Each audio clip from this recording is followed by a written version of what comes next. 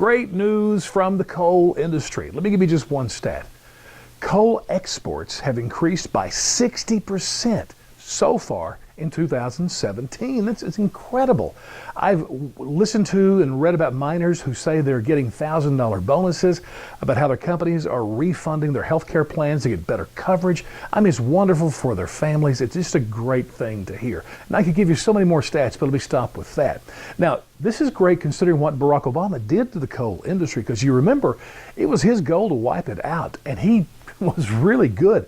He eliminated, in his 8 years of president, about half of the coal jobs and companies involved. Hillary got in trouble during the campaign, as you recall, for saying she was going to bankrupt, coal companies and leave people out of work. There's your Democrats, okay? And then they always promise green jobs, which is, it never happens. None of these coal miners got a green job, and maybe they weren't of the right, type to work at Tesla. I don't know.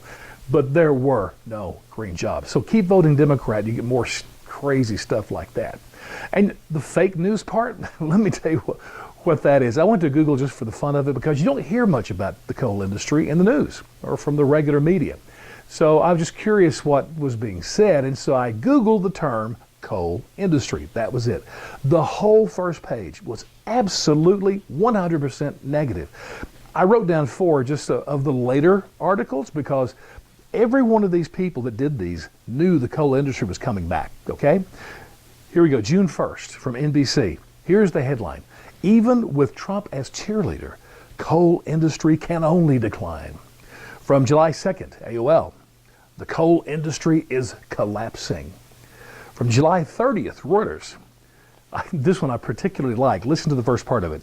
U.S. coal exports surge, but thank China, not Trump. And the last one from August 11th, MSNBC says in a report, the decline of the coal industry.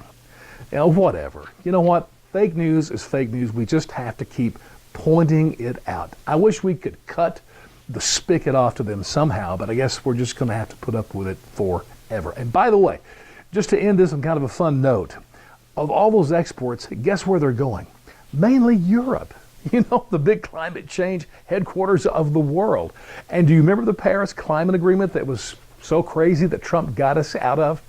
France has more than doubled their orders for coal from the United States. You got to love that. But you know what? The bottom line, for coal miners and their families, God bless them.